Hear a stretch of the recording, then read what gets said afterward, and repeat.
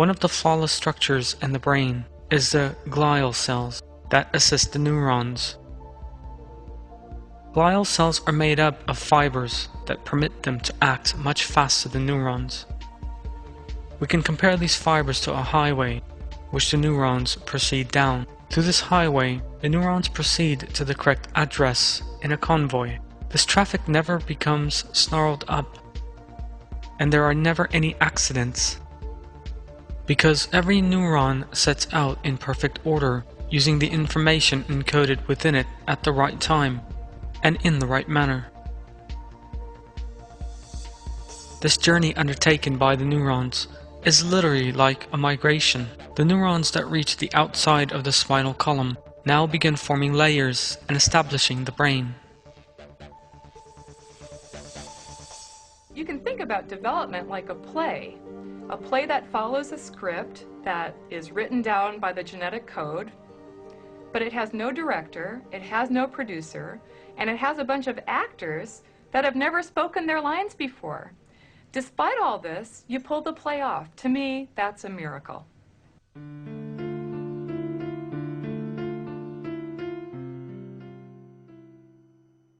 Once the baby has spent 6 months in its mother's womb, almost all its organs have taken shape: its hands, nose, heart, and brain. Brain growth is very fast in this period. The number of neurons in the brain has reached 100 billion. Trillions of connections are established between them, and the number of these connections continue to grow non-stop throughout life. Science is still unable to explain how these connections are established. The electric currents that form between the neurons permit uninterrupted communication between the brain and body. This is the moment when the baby first opens its eyes to the world. A long period of learning now awaits it.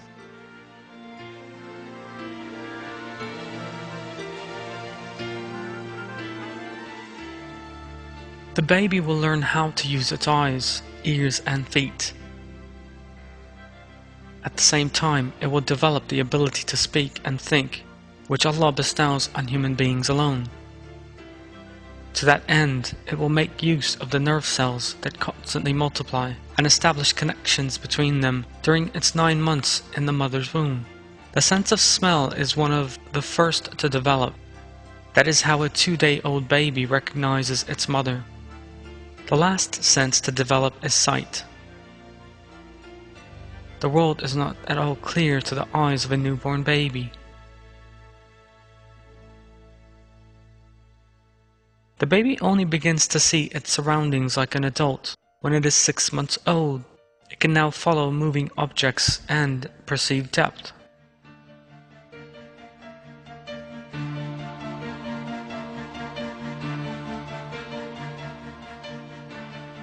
The neurons constantly store information during the baby's maturation.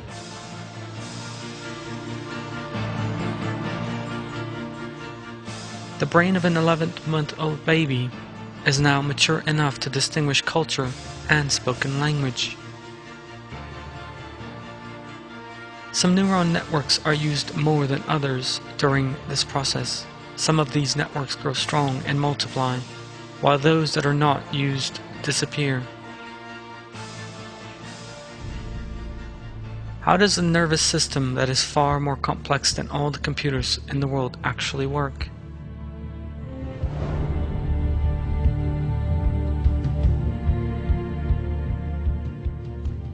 The nervous system consists of some 100 billions of neurons, and the trillions of connections between them. Let us try to imagine what trillions of networks really means. Imagine you are exchanging messages with a friend over the internet.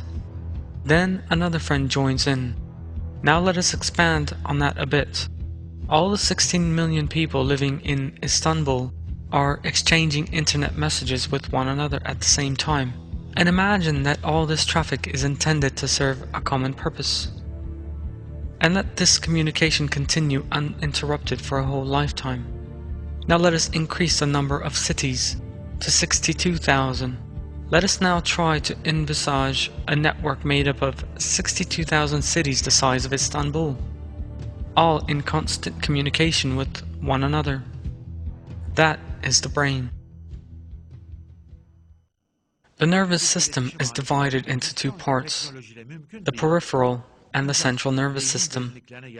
The peripheral nervous system transmits information obtained from everywhere in the body to the brain at an enormously high speed. The 1 billion or so neurons that make up the spinal column are charged with this task. The neurons that surround every point of the body, the arms, legs, and internal organs, in such a way as to establish a communication network, establish a link between the brain and the body. The nerves that extend to everywhere in our bodies enable the whole body to function in harmony and to maintain its equilibrium. The central nervous system, on the other hand, is a highly complex command center in which all the data arriving from the body are analyzed and where decisions are taken in the light of that information.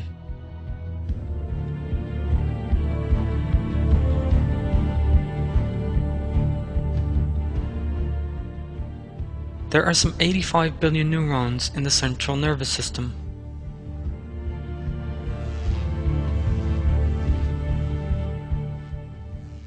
The brain, the most important component of this system, constitutes just 2% of the body's mass, and billions of neurons have been created such as to fit into this small and confined organ. The main workers in the system are microscopic cells, just 1/200th of a millimeter in size. When these combine together, they permit the operation of the brain, many of whose function are still a mystery. And most important of all, it is merely a group of cells, not conscious human beings, that make up this glorious communication network. There are antennae known as dendrites on the brain cell membranes that perceive the messages reaching them. The antennae are connected to a main body at one end, and at the other end of that body is a switchboard, the axon, that disseminates information at the other end. The shape of neurons depends on where they are and what they do. For example, the axon that will transmit a message from the spinal column to the arm is 1 meter long, while another axon stretching from the eye to the brain is just 5 centimeters long. The information collected by millions of neurons to the sense organs is transmitted to the brain at an amazing speed. Just 1/50th of a second. They use electrical and chemical signals in doing this. There may be between 100 and 10,000 antennae in a brain cell. This number rises or falls according to requirements. The antennae catch the information coming from the cell and send it to the switchboard at the other end. The switchboard, or the axon end, has sacs for distributing information. These are all full of neurotransmitters that convert the electrical signal into a chemical one. Two neurons are separated by a synaptic gap. This space you are looking at now is in fact just 1/50th of a millimeter in size. The neurotransmitters jump across these gaps from one cell to another and enable communication between the two cells. There are receivers at one end of the cell and transmitters at the other. The neurotransmitters at the transmitter end are stimulated by an electrical signal, and with that signal, a molecular flow or bombardment start from the axon end. The other cell surface is covered with receivers in a manner very reminiscent of a tulip. When the molecules arrive here, the receiver leaves open and permits the molecules to enter inside. There is a single door for each molecule to enter by. The molecule and door it will enter by have been created to fit one another, like a lock and key, and no transmitter can enter by a door belonging to any other. The molecules set up a new electric current in receiver cells. The information has been transmitted to the other cell, and the neurotransmitter's work is finished. The molecules whose work is finished return to their own nerve cells by a special door belonging to their own type, and that different neurotransmitters can never use. Neurons need to be nourished if they are to perform all their functions in a perfect manner.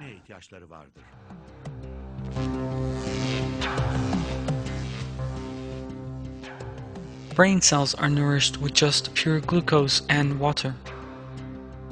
If the oxygen needed does not reach the neurons, the transmission of data is interrupted. Because glucose, the neuron's fuel, can only become usable in the presence of sufficient oxygen. The sugar cannot be used when there is insufficient oxygen. In such an event, information is either stored slowly or not at all, and that can be described slow perception or being quick to forget. The neurons are not alone in the nervous system. Glial cells are charged with supporting and protecting the brain cells. In terms of mass, half the brain consists of glial cells. Since these are much smaller than brain cells, their numbers are 10 times greater. Some glial cells help with the nourishing of the neurons. Others form a sheath known as myelin around the axons. This sheath increases conductivity at the endpoints as it isolates the lateral surfaces of the axons transmitting electrical signals. In other words, information is transmitted to the neurons at great speed and with little loss. Following the same logic, all present-day communications equipment and medical devices use specially insulated fiber cables to increase speed and minimize loss. The aim is to seek to reduce data transfer duration with the help of these cables. The discovery of fiber cables is of great importance in the spread and speed of technology. But when we look at the human body, all the details have been considered and installed in exactly the right places, while it is still in its mother's womb. In exactly the same way that the myelin sheath is created only around cerebral neurons, just where it needs to be, in the most perfect form.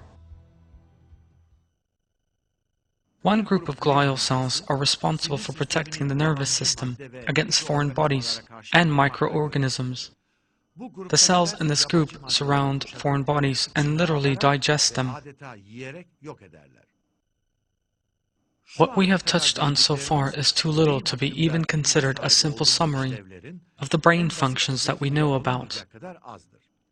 And what scientists today do know about the brain is just the tip of the iceberg. The brain has a most complex and sublime structure.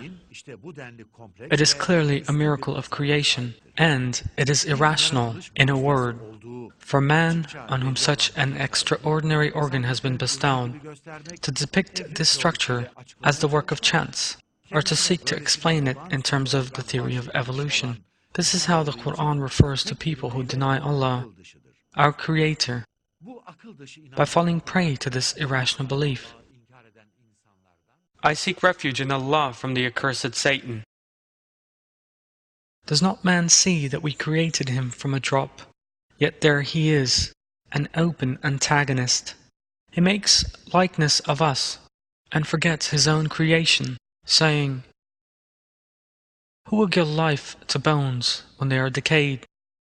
Say, he who made them in the first place will bring them back to life. He has total knowledge of each created thing.